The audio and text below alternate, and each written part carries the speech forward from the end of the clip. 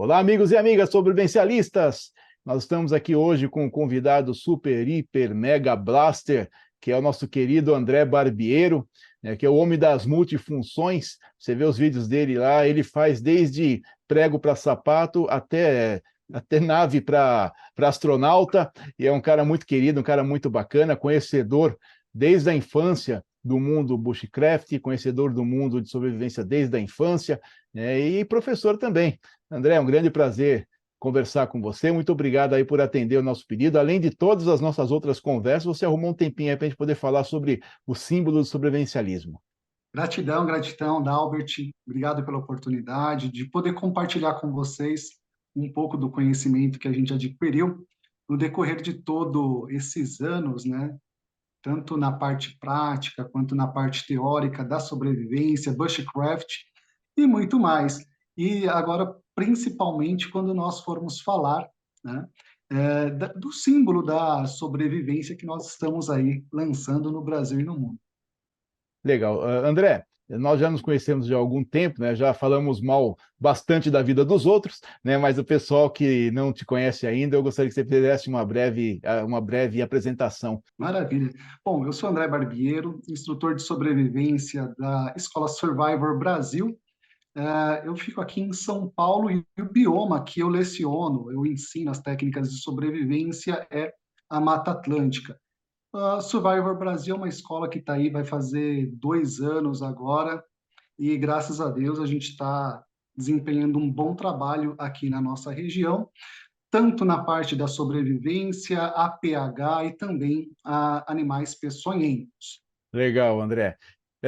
Antes de nós entrarmos no assunto propriamente dito aqui dessa nossa conversa, como que você enxerga, como você interpreta hoje a comunidade sobrevivencialista, né, que é o nosso viés, né? Você também trabalha em bushcraft, né, mas a sua escola, pelo que você comentou, ela está focada em sobrevivencialismo, né? Nós temos aí muitos deuses e muitos mitos, né?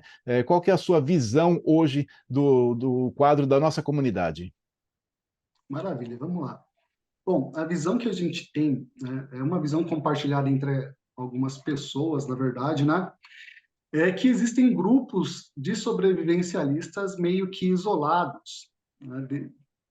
São de fulano, ciclano e beltrano, quando na verdade a gente deveria meio que se unir cada vez mais, né? Ter a nossa própria identidade, ter a nossa própria forma de comunicação, a fim de que, numa eventual necessidade, todos os sobrevivencialistas possam realmente estar unidos. Essa é a ideia, né, que a gente busca colocar de uma forma como se fosse uma sementinha. A gente vai plantando uma sementinha e com certeza essa semente vai germinar e vai dar certo. Lá no futuro a gente vai estar cada vez mais unido. Quando a gente dá uma olhadinha para o exterior, a gente vê que as comunidades sobrevivencialistas elas estão mais conectadas, né? Elas estão mais próximas umas das outras. E se a gente pegar como referência aqui no Brasil, só como referência, né? Se nós olharmos a comunidade bushcraft, ela já está muito mais estruturada do que a comunidade sobrevivencialista. Então, nós estamos tentando aí, estamos lutando, né, para trazer mais conectividade, mais conexão entre todos os sobrevivencialistas.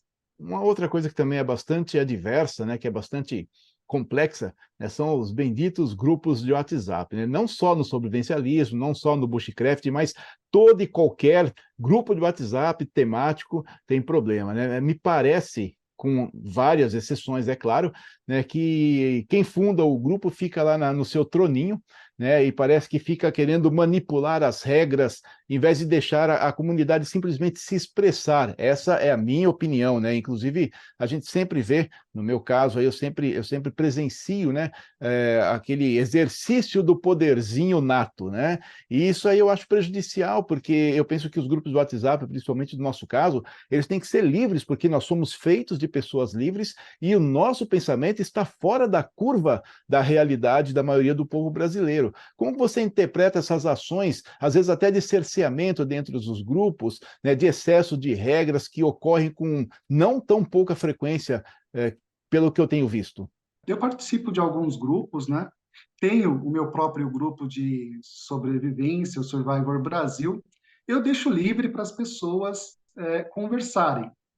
Como educador, né? Eu sou professor mesmo. Eu acredito que o debate ele é fundamental para que nós possamos crescer como pessoas e crescer também a questão do conhecimento. Eu particularmente gosto de deixar em aberto e todo mundo pode falar o que quiser. Mas, infelizmente, existem sim alguns grupos, eu participo de alguns também, em que há algumas regras, algumas imposições, mas aí vai mais do perfil do organizador. É alguém que tem um perfil mais ríspido, um perfil mais arrojado, né? Aí fica complicado. Eu, particularmente, não curto essa ideia. Eu curto a ideia de deixar em aberto, tá? Só que sempre reforçando a questão do respeito, da empatia, né? Se faltou com respeito, faltou com empatia, a pessoa é tirada sem problema nenhum e ele que procura o grupo dele para poder fazer parte. Agora, no meu, faltou com respeito, faltou com empatia, acabou, não tem muito o que fazer.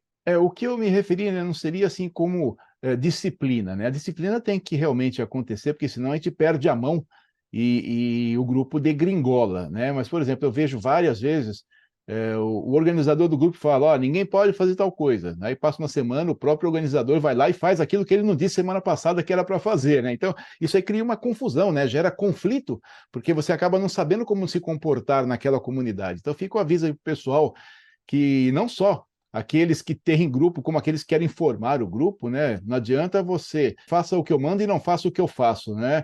Então não adianta você ter duas medidas, né? Ter duas balanças, tem que ter coerência para você ser coordenador, senão você é só um participante de mau grado, não é verdade? Complicado. Quando isso acontece, realmente a pessoa está querendo exercer uma autoridade, não uma liderança, né? Para quem estuda gestão aí sabe que esses dois conceitos eles são próximos, mas distintos um do outro, né? Quanto mais autoridade eu uso, o Dalbert, menos liderança eu tenho. Quanto mais liderança eu tenho, mais autoridade eu vou ter com as pessoas. Porque a autoridade, ela não ela, a gente não pode entender a autoridade como a capacidade de mandar e obedecer, mas sim a conquista que a gente tem da disposição de alguém em fazer algo para nós voluntariamente. Então, assim, quando nós estamos num grupo em que há o exercício da autoridade, existe ali a possibilidade das pessoas temerem expor as suas opiniões, os seus conceitos e serem julgados, né? E, mais uma vez, como educador, né, independente aí da linha de pensamento, eu sou muito piagetiano, né? Eu acredito que quando nós damos a oportunidade para a pessoa falar o que ela pensa, expor o seu pensamento, não só ela cresce, mas eu também cresço. Porque senão vira um monólogo, né? A ideia do grupo não é ter um monólogo.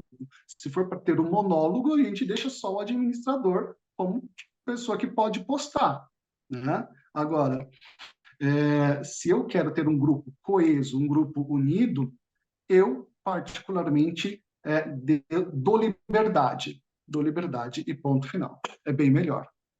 Aí nós temos uma equação, né, de duplo sentido com relação à variável, que é o seguinte, né, quanto mais liderança, mais respeito você tem e menos autoridade você precisa, você concorda? Com certeza. Embora a gente adquira muita autoridade, menos autoridade a gente precisa utilizar, né? Sim, é verdade.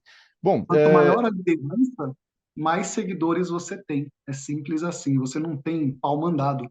e nem os famosos X9, né? Rapaz, isso aí é um problema muito sério, né? Eu vou fazer, ontem eu estava pensando nisso, vou fazer um vídeo com duas etiquetas assim, puxa-sacos e X9. Vou fazer, vou. Rapaz, eu participei de uns grupos aí um tempo atrás, não aguento, não tenho paciência para isso, não tenho paciência para puxa-saco e não tenho, e tenho menos paciência ainda para X9, cara. Aí é complicado, né? X9 não tem vez, né? Não, mas então, aí o que acontece? Tem alguns líderes que incentivam o X9 para ficar de informante, para ficar de leve trás, entendeu? Então, esse é um problema. Aí, de repente, você está numa entidade, aí você vê, aquele lá puxa saco, ele consegue seus benefícios. O outro é X9, fica de leve trás para quem comanda o grupo inteiro, né? E fica difícil, porque a convivência fica impossível, não é verdade? Fica complicado. Quando não tem confiança no grupo, né? Quando tem alguma coisinha assim, o grupo todo ele é prejudicado. Não é legal, não é legal em lugar nenhum, né? Se a gente, se eu trouxer isso para a sala de aula, né? Se eu tenho um aluno que é X9, outro aluno que é puxa-saco, cara, isso é muito ruim. Se eu levo isso para o mundo corporativo, né? Quando a gente tem ali o cara que é puxa-saco, nossa, meu, isso é um pé no saco. Né? Quando a gente tem o outro informante lá, que fica na rádio peão, trazendo informação, cara, é terrível, né? Não é legal e, particularmente, né, eu posso falar que isso não é ético, né? Isso não é ético.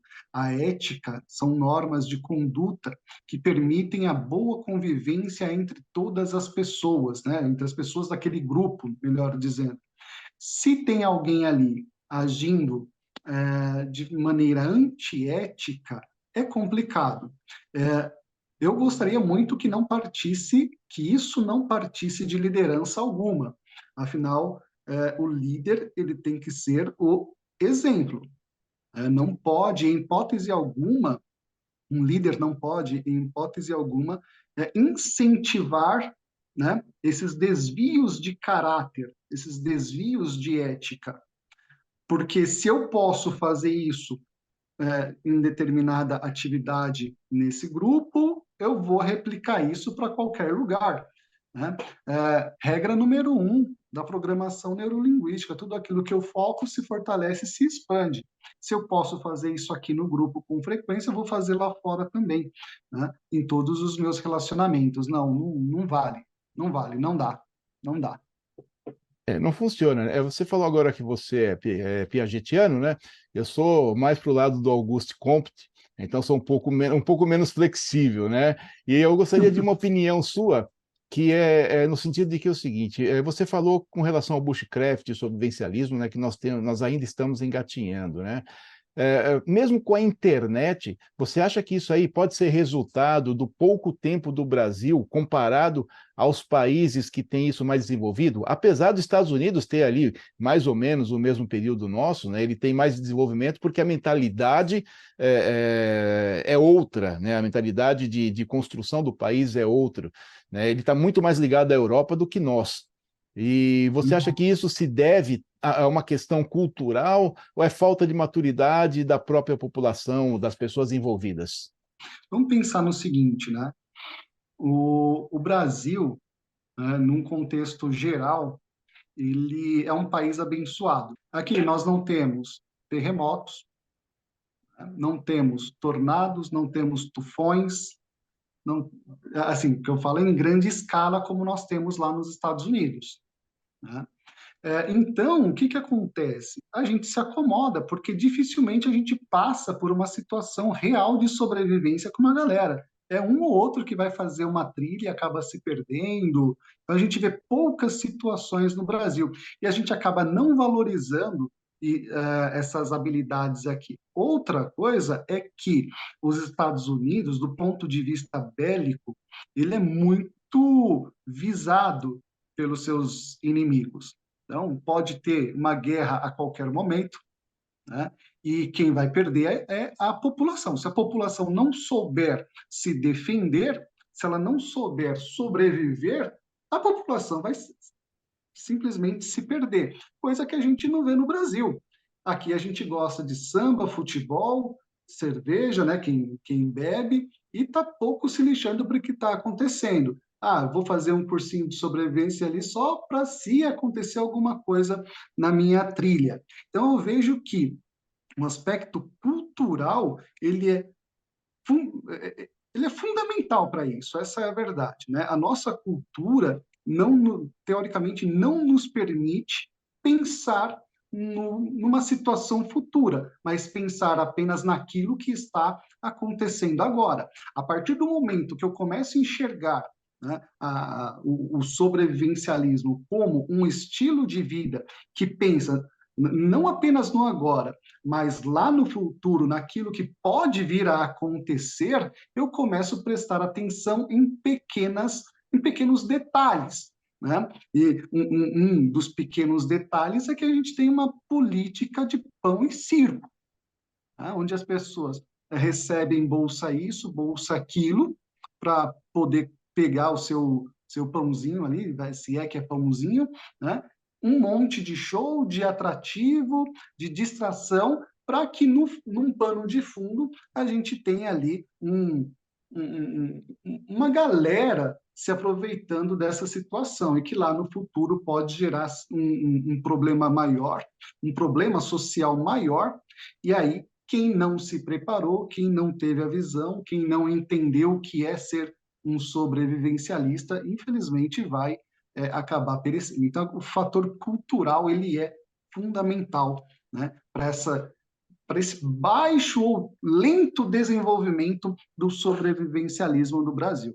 Aí, como você disse mesmo, nós não tivemos guerras, né, que afetasse assim o país inteiro, por exemplo, como aconteceu na Europa. Apesar dos países serem muito pequenos, por exemplo, nós temos uma cultura muito boa de estocagem de alimento no sul, né, que eles tiveram revoltas grandes que duraram muito tempo, né, alguns locais muito focados, mas em função do período que passou no Nordeste e no Norte, né, que houve invasões, por exemplo, holandesas, mas isso aí se dissipou no decorrer do tempo. Mas no Rio Grande do Sul é bem forte essa cultura, né? Por exemplo, né, de sobrevivencialismo, de estocagem de alimentos, né, em função das próprias revoltas locais, né? E lembrando também para os nossos queridos ouvintes, né, que o ditado de pão e circo, né, ele foi criado no Senado Romano durante as exibições de gladiadores no Coliseu, né? Enquanto tinha o circo, as pessoas se matando lá embaixo, literalmente os políticos romanos jogavam pão para o povo que normalmente estava passando muito apurado, né? Então vamos fazer o seguinte, aproveitando um novo viés, vamos trocar um pouquinho de assunto, nós vamos marcar um dia, André, só para falar, continuar falando mal dos outros, vamos falar sobre o nosso vamos falar sobre o nosso querido símbolo da sobrevivência, que é uma iniciativa muito importante, que é o foco dessa nossa conversa, né? Que você sabe que eu gosto de falar sobre assuntos diversos, e a gente acaba divagando e trazendo um pouco de informação para quem vai ver depois esse vídeo, né? Que eu acho importante, é bem legal. Como começou a iniciativa do símbolo da sobrevivência? Eu sei que existia a necessidade de uma identidade visual, mas você tem conhecimento, você sabe nos dizer da onde que partiu, como que isso foi fomentado, etc. A história mesmo do início. Sei sim. Só que tem um detalhezinho bem importante aqui, Dalbert, em relação a isso. É o seguinte: não foi uma pessoa que idealizou este símbolo aqui, ó. Não foi uma só pessoa. Na verdade, foi um grupo de pessoas, né? Um grupo de sobrevivencialistas do Brasil que foi conversando entre si, foram conversando com sobrevivencialistas também de toda a América Latina toda. Então, cara, a gente pode colocar aí muita gente está envolvida. Isso aqui passou na mão de muitas pessoas até chegar aqui. Todos nós tínhamos um, um ponto em comum, né? Qual é esse ponto em comum? Nós precisamos de uma identidade, uma forma de identificar, de aproximar todos os sobrevivencialistas. E por que não fazer ali um símbolo, né? Um símbolo que reúna alguns dos elementos da sobrevivência e que a gente possa mostrar e levar isso para todo mundo. Então, foi um grupo de pessoas pensando desta forma. Certo, isso é importante as pessoas saberem, né, que não foi assim uma individualidade, na verdade foi uma coletividade que resolveu trazer esse símbolo e fazer com que houvesse acredito até, né, que isso aí propiciará, com o passar do tempo, uma união em função do símbolo, né, para ver uma identidade, para ver uma regulamentação, para ver uma forma de entender. É, esse símbolo é formado por vários elementos, né? Que eu estive vendo, eu recebi do Itamar Charlie, um grande abraço, nossa continência, Itamar, Força sempre, o manual, né, de identidade, né, da identidade. identidade visual. E aí eu vou fazer o seguinte, eu vou passar aqui na tela que eu estou, os elementos, e aí você vai explicando para o pessoal o que cada um deles representa, pode ser? Pode sim, tranquilo. Só um minutinho, que aqui a Eukip é meio lenta, entendeu? Em função da idade, você sabe que Ah, essa. nem me fala, nem me fala. É, então, sabe que vai devagar. Então, nós temos aí o primeiro símbolo, que é esse aqui, que é o da bússola. Explica para a gente por A que que o pessoal bússola, resolveu ter exatamente. isso aí. Bom, na sobrevivência, a bússola ela é um ícone, né?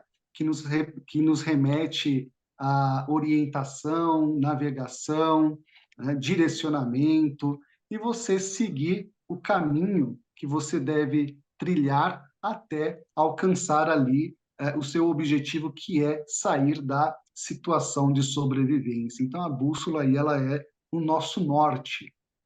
Temos também o globo, né? Esse globo azul que ele representa, ele simboliza toda a água do nosso planeta. Recurso que dentro da sobrevivência, dentro do sobrevivencialismo, ele é fundamental. Nós sabemos que, cara, 3 dias sem água é o suficiente para a gente estar ali indo para a cidade dos pés juntos. Então é fundamental e ele se fez presente aqui no nosso símbolo. Temos também esse triângulo laranja que ele tem uma dupla interpretação. Tá? A primeira interpretação dele seria a ponta de uma lança, a ponta de uma flecha, que representa ali a caça, a obtenção de alimento numa situação de sobrevivência. Então, nós sabemos que durante uma situação de sobrevivência, nós precisamos nos alimentar. Então, a ponta da flecha seria um desses elementos. E esse triângulo também representa ali, de certa forma, um abrigo, né, que nós temos, né, que planejar durante a nossa situação de sobrevivência. Nesse caso, aí, estaria mais puxado ali para aquela barraca, se eu não me engano, canadense, alguma coisa nesse sentido. Todavia, representa, sim, um bom abrigo de sobrevivência. Temos também a chama azul, e esta chama azul ela é fundamental e principalmente atual, tá?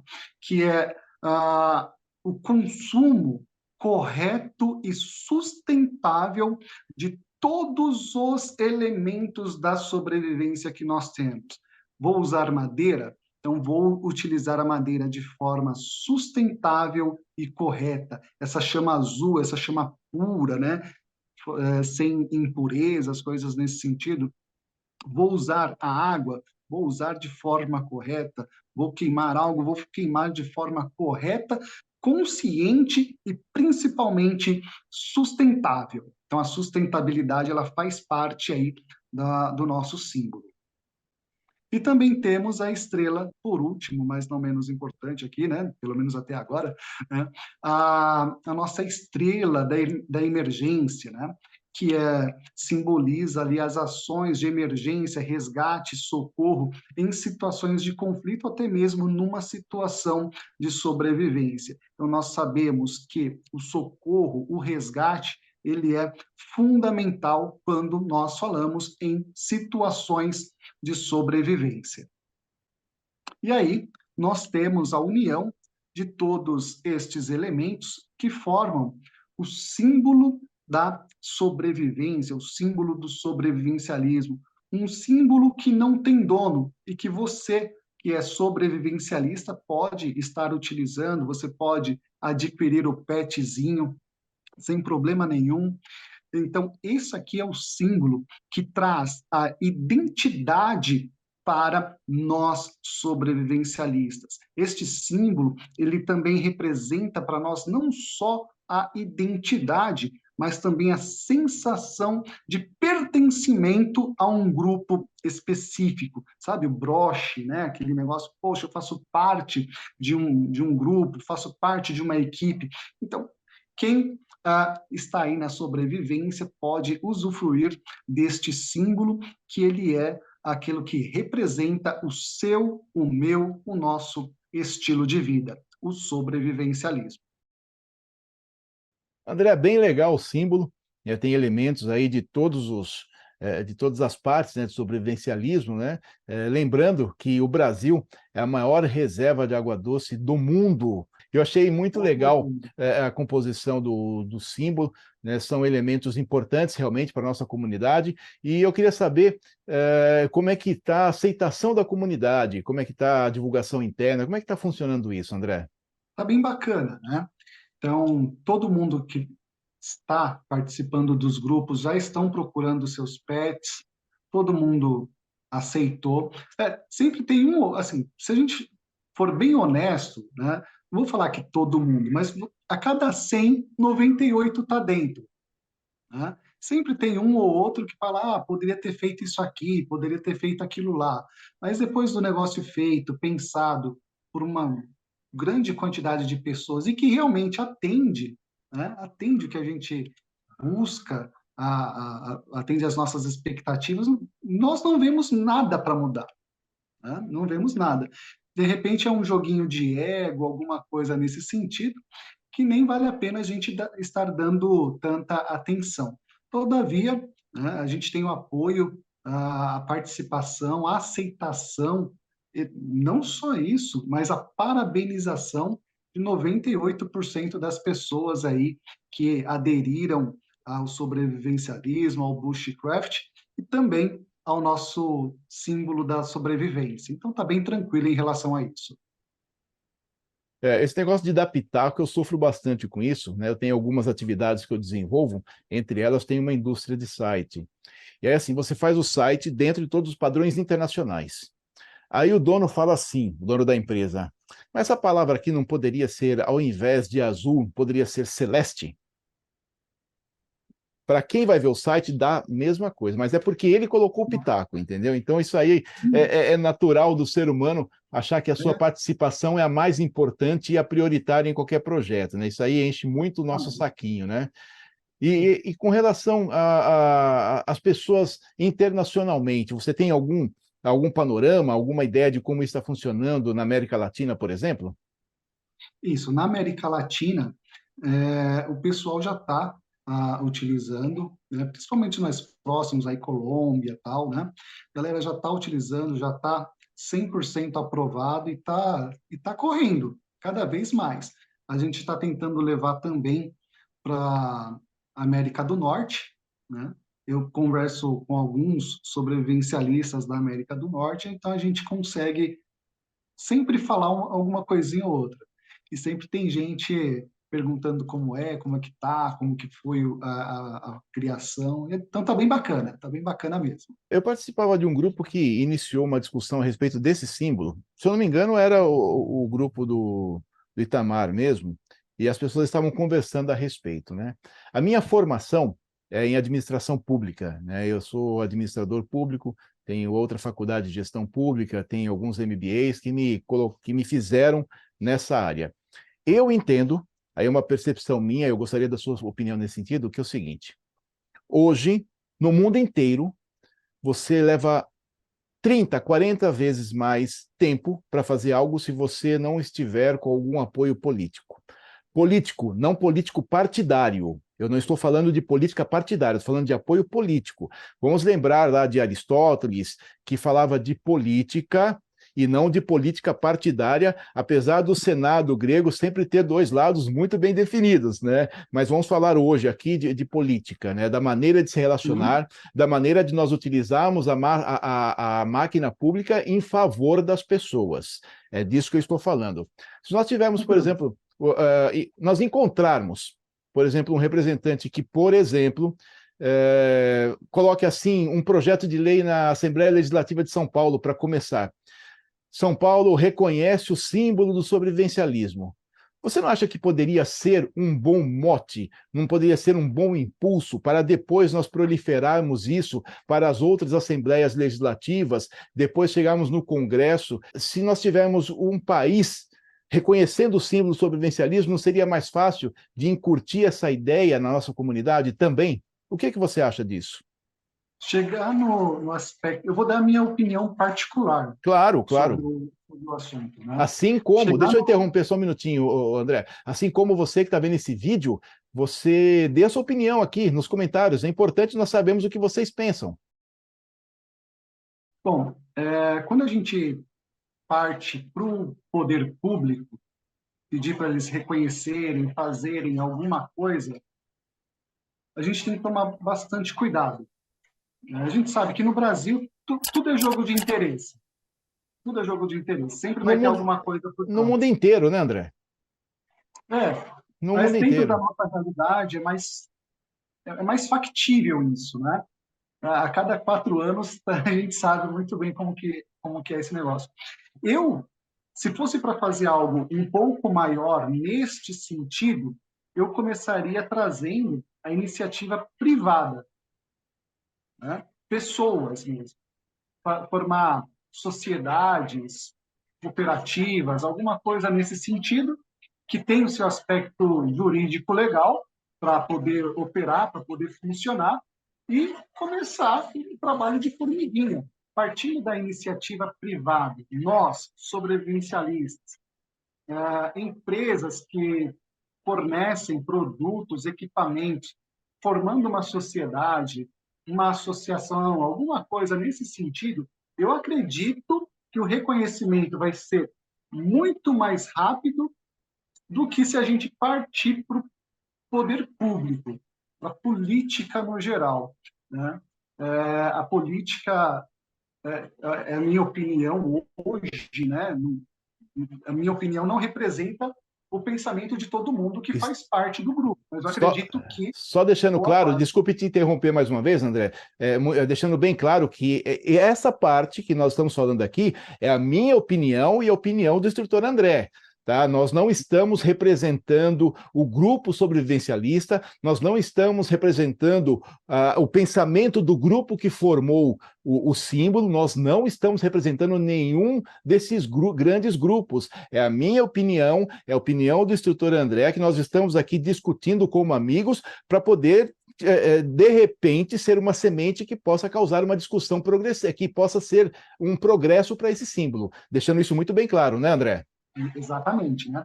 Embora eu conheça a galera que participa, né? A gente pensa muito igual, né? Isso eu só estou deixando claro que é a minha. Então eu partiria pela iniciativa privada mesmo, né? A ideia de que eu e o Dalbert somos mais fortes do que dois, né? Aí junta eu, o Dalbert com mais uma pessoa, somos mais fortes do que quatro, né? Aí somos mais do que somos 1000, na verdade, né? Então, essa ideia, para mim, ela parece mais fácil de ser alcançada e mais fácil da gente poder multiplicar isso no Brasil como um todo. Porque se a gente for para o âmbito político, a gente vai esbarrar numa série de fatores. Quando a gente tiver isso mais estruturado, né, reconhecido pelos grupos de sobrevivência, bushcraft, preparação, as empresas, e aí, quem sabe, né, quem sabe o próprio poder público reconhece, né, a importância das atividades sobrevivencialistas para o cenário brasileiro, né? Para o cenário brasileiro. Por quê? Ser um sobrevivente, no meu ponto de vista, né, que é o que eu passo para todo mundo, é um estilo de vida de autossuficiência e independência de um sistema que pode colapsar a qualquer momento, né? Então, ser um sobrevivencialista é uma pessoa que está capacitada para sobreviver a qualquer situação e, inclusive, ajudar os outros, né? Imagine, você está numa escola e lá está tendo alguma situação de emergência e você sabe a pH porque você estudou isso num curso de sobrevivência. É fantástico fazer uma simples manobra de Reich, né? Pô, onde você aprendeu? Num curso de sobrevivência. As habilidades, as técnicas de sobrevivência, elas são fundamentais para o dia a dia. Deveria ser matéria de escola, na verdade, né? Deveria ser matéria de escola, com certeza. Então, partindo por esse lado, pensando dessa forma, eu partiria pela iniciativa privada mesmo. Público só lá na frente com o reconhecimento efetivamente. Vou repetir mais uma vez. É uma conversa de opiniões entre dois amigos. Não representa o pensamento de nenhum grupo e nenhum coletivo, tá? Nós estamos discutindo o assunto porque eu tenho meu ponto de vista, o André tem um ponto de vista diferente e nós estamos conversando a respeito. Bom, você falou, né, o que eu sugeri, recapitulando para quem chegou agora no vídeo, eu sugeri que houvesse uma movimentação para que nós possamos ter o reconhecimento do poder público do símbolo. O André, ele parte da premissa de que isso tem que partir da iniciativa privada. Beleza. Mas da maneira que foi colocado, André, nós não caímos naquela máxima matemática de que a ordem dos fatores não altera o resultado? Vou explicar por que eu penso nisso. A empresa privada que entrar para poder apoiar esse símbolo, ela também vai querer algo em troca. Ela vai querer reconhecimento, ela vai querer propaganda, ela vai querer que a comunidade olhe para ela com mais proximidade ou mais carinho. Excelente. Do mesmo jeito que, teoricamente, o político não tem como cobrar de nós, né? Eu estou falando do político como ente partidário já, tá? Não apenas como um político agente político, né? Ele vai pedir apoio? Vai. A gente dá se quiser. Vai fazer o que depois? Vai revogar o projeto? E se revogar, a gente continua do jeito que sempre ficamos. Porém, eu entendo que o caminho é mais rápido. E por que eu, explicando para vocês, por que eu entendo isso? Porque eu tenho formação no assunto, então para mim é um caminho rápido. Eu presto assessoria empresarial também. Uma coisa mais difícil que tem, que eu passei até hoje dentro da assessoria empresarial, é fazer com que uma empresa conversasse com outra para que elas trabalhassem juntas em função de um lucro comum. Foi a coisa mais difícil que eu fiz até hoje em nível empresarial entre duas empresas. Ao passo que uma folha de A4 com um reconhecimento, você tendo esse reconhecimento, por exemplo, vamos supor que nós chegamos na Câmara dos Vereadores, peguemos um vereador menos voltado apesar de parecer difícil, né, a militância, né, e fale, olha, nós temos isso aqui, interessa você apresentar esse projeto? Depois desse projeto, alguém do grupo vai ser chamado na sessão da Câmara para poder expor para as câmaras que têm a tribuna livre, para aquelas que não têm a discussão é feita internamente. E se houver esse reconhecimento, para nós chegarmos na empresa privada, não ficaria mais simples, André? Qual que é a sua opinião com relação a isso? A inversão do caminho, é só isso que eu estou perguntando a sua opinião, entendeu? Porque há 40 anos eu observo o poder público. Nós temos seres malditos? Temos seres malditos. É maioria? É maioria. Mas tem gente que presta. Tem gente que funciona bem e o caminho fica mais curto. É por isso que eu estou insistindo na discussão e conversar com você, que nós não tínhamos tido ainda a oportunidade de falar a respeito. Eu vou trazer a minha experiência, né? Toda vez que eu precisei do poder público aqui em São Paulo, para o que foi, seja um evento, seja uma benfeitoria aqui no bairro, eu nunca fui atendido. Entendi. Nunca fui atendido. Em contrapartida, eu não tenho tanto tempo assim, eu trabalhei mais ou menos 20 anos em associações de classe, né? De pessoas jurídicas, né? Pessoas físicas que se reuniram lá, nada do poder público, nós conseguimos muito unidos, né?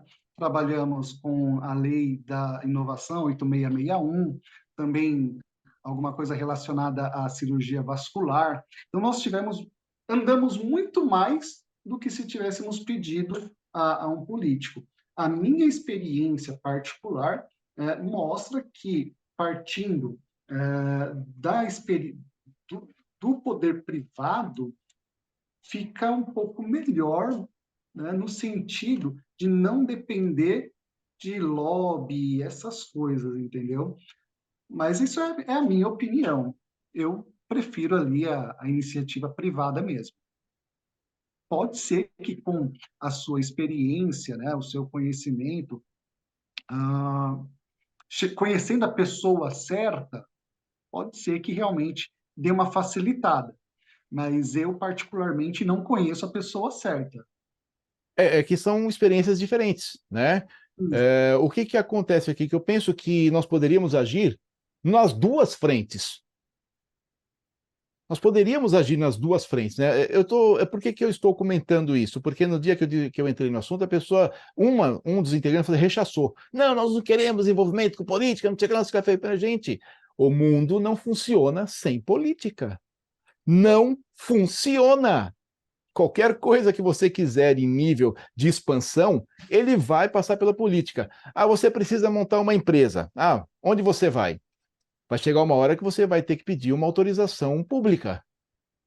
E se, como eu já vi casos, e aí nós estamos falando de políticos mal intencionados, o cara pega o alvará que está pronto para sair, mete na gaveta, te chama lá, ô André, você está montando uma empresa aqui? Beleza, tá, mas se você não der tanto para a campanha, o seu alvará fica aqui na gaveta. Isso acontece? Eu já vi acontecer. Eu conheço casos. Mas eu também já vi casos de pessoas dentro do mesmo setor que falaram: vamos dar prioridade porque essa empresa é importante para a cidade. Entendeu? Sim, Assim claro. como, né, assim como nós temos bons médicos, bons advogados, maus advogados, bons engenheiros, maus engenheiros e bons e maus profissionais em qualquer área. Eu penso que se nós tivermos uma ação conjunta, tanto da iniciativa privada como da iniciativa pública, aquela que sair primeiro, festa.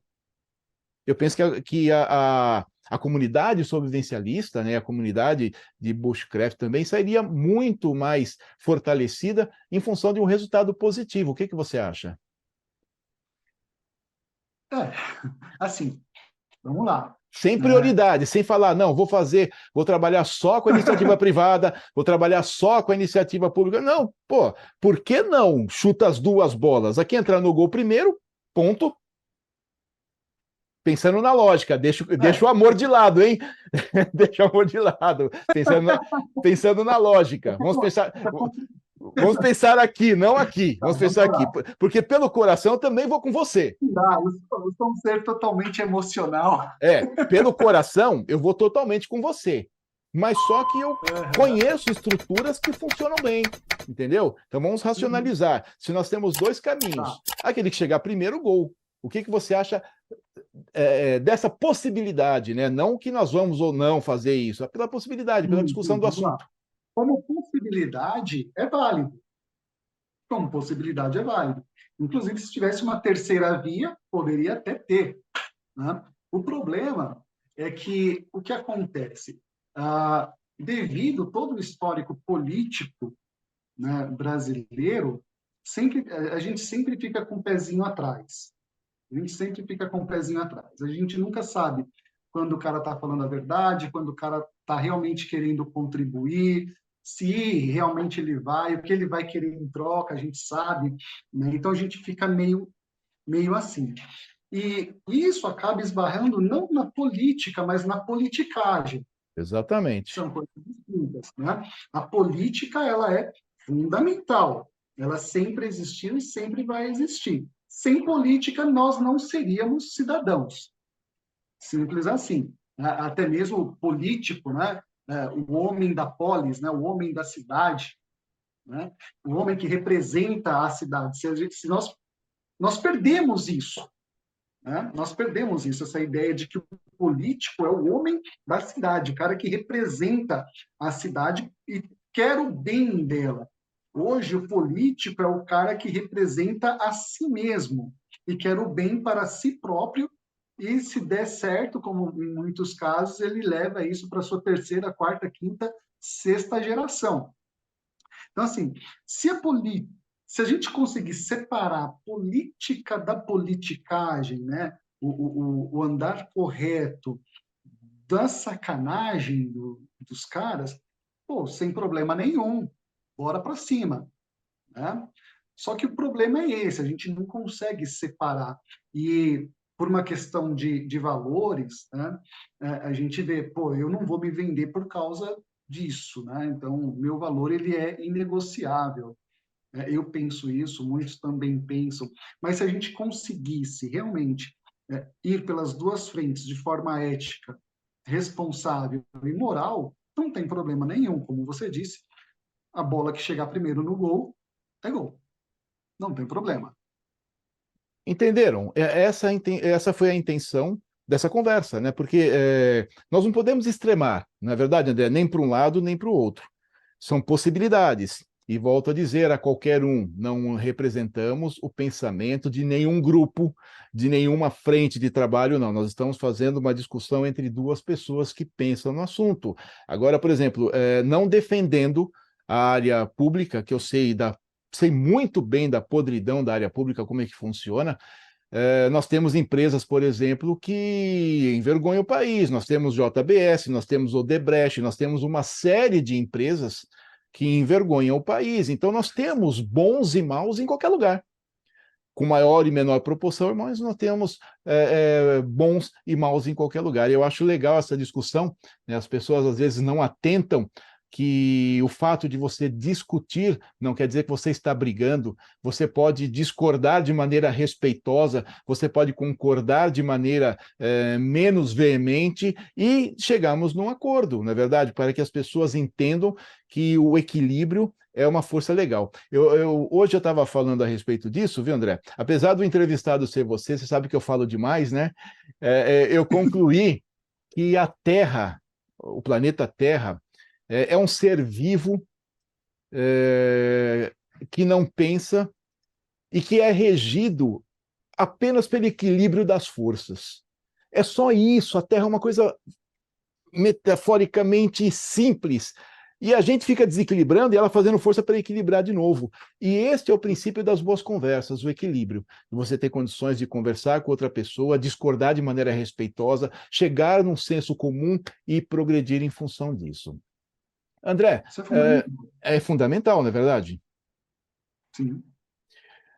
André, como que o pessoal que é da nossa comunidade e as pessoas que são aficionados, a gente estava inclusive brincando um dia desses, né? A gente tem os nossos sobrevivencialistas de sofá, né?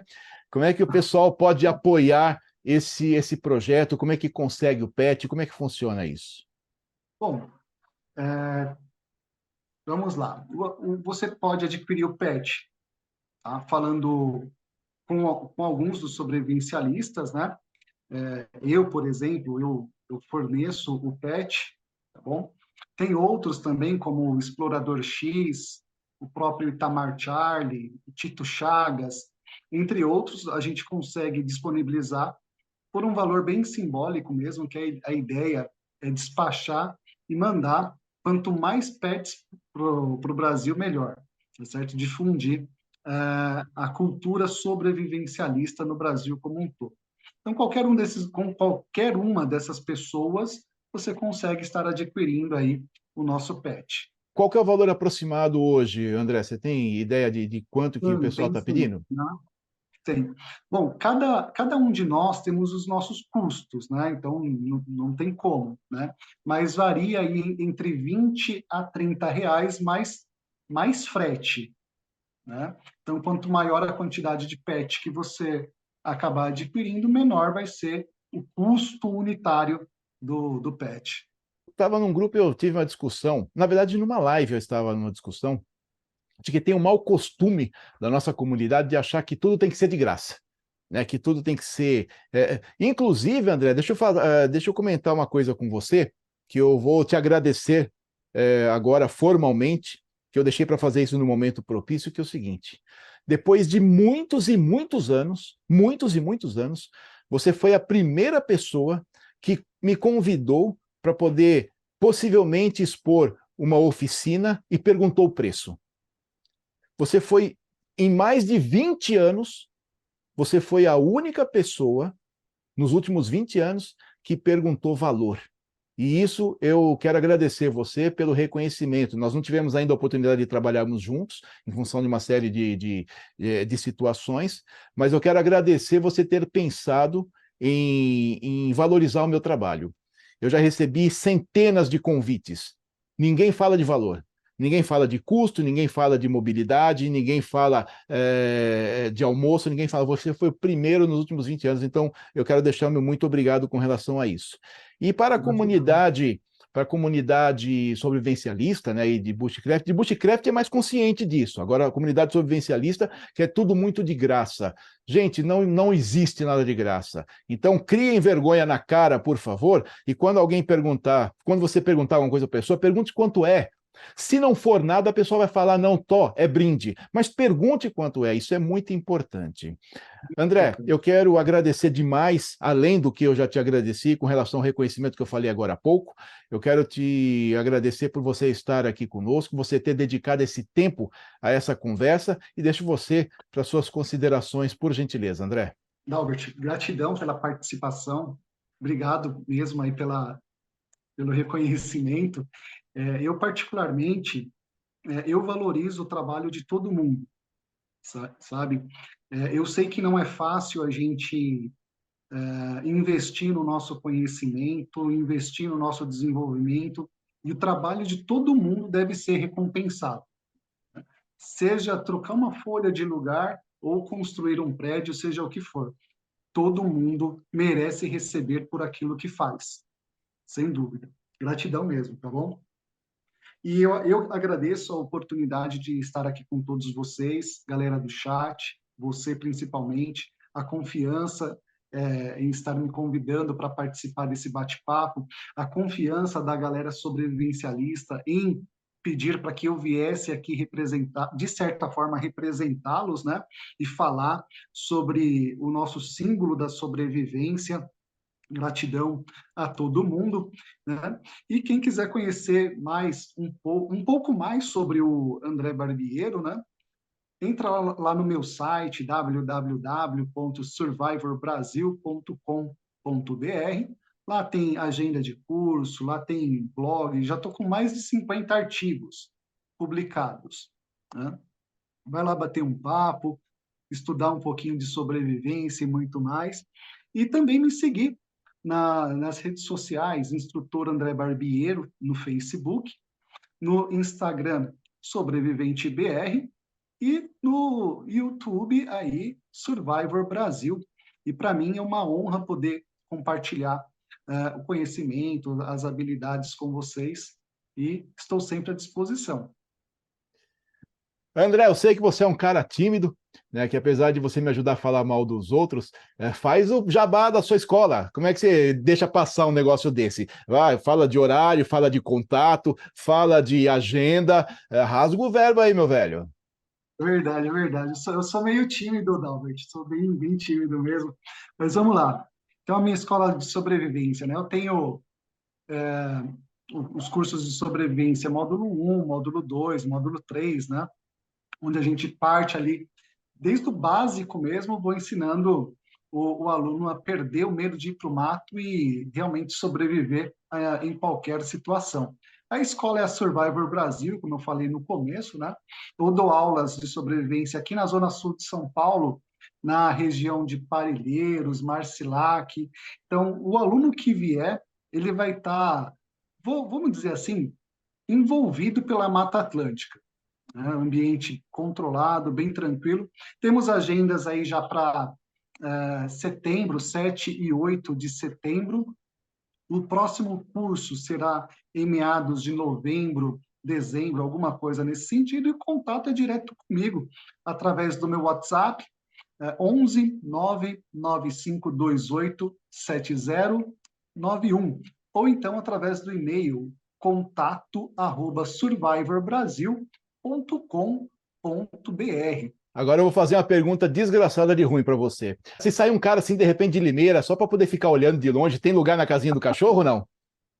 Tem sim, tem sim, tem. Gente, é uma pergunta muito desgraçada, sabe por quê? O cara não vai ser mal educado em falar não na frente de todo mundo. Depois você fala não fora do ar, tá bom? Não, mas comigo é tranquilo. Aqui é que nem coração de mãe, sempre cabe Joia. mais um. Tá legal. André, muito obrigado mais uma vez aí por essa conversa. Muito obrigado aí pela Legal. sua simpatia, pela sua sapiência em entender os pontos de vista, que isso aí sempre foi o mote principal de todas as nossas conversas. Obrigado aí pelo seu tempo, você ter deixado aí a sua família, o seu descanso, em conversar aqui com a gente. Eu que agradeço, Dalbert. Conta comigo sempre. Todo mundo que precisar pode contar comigo, é só chamar. E esse é um cara disponível mesmo, viu? É o cara que ajuda de verdade, não é só da boca para fora, não. Não faz firula, não é puxa-saco de marca grande e não e cumpre o que faz, tá? E você, meu amigo, minha amiga, vocês vão visitar aqui na descrição do vídeo. Vocês têm aqui as redes sociais do instrutor Gonçalves, as redes sociais do instrutor André, o link para a escola, para vocês poderem entrar em contato. E os próximos vídeos aí, nós vamos fazer uma série sobre radioamadorismo, tá? Apesar além da comunicação, que é muito importante, né, André? Comunicação é muito Com certeza. importante na sobrevivência, nós vamos falar sobre isso aqui, e eu já não sei mais o que eu faço com as minhas séries, viu, André? Porque eu abri uma série de água e ela vai andando assim, né? Depois abre uma série de torniquete, vai andando assim. Agora abre uma série de radioamadorismo, vai andando para o outro lado, cada hora o canal vai para um canto diferente, né? É difícil, né, Ah, rapaz? só cresce, só cresce. Quanto mais a gente conhece, quanto mais conhecimento a gente adquire, na verdade, né? A gente vê o tanto de informação que a gente pode passar para as pessoas. É fundamental, não tem jeito. É verdade. Tem que ser assim mesmo. André, mais uma vez, obrigado. Um grande abraço para você, um grande abraço para todos vocês aí, meus amigos, minhas amigas. E continua aqui no canal, tem umas playlists bem legais. Visite o canal do professor André, do instrutor André, que vai estar aqui embaixo também. Abraço para vocês.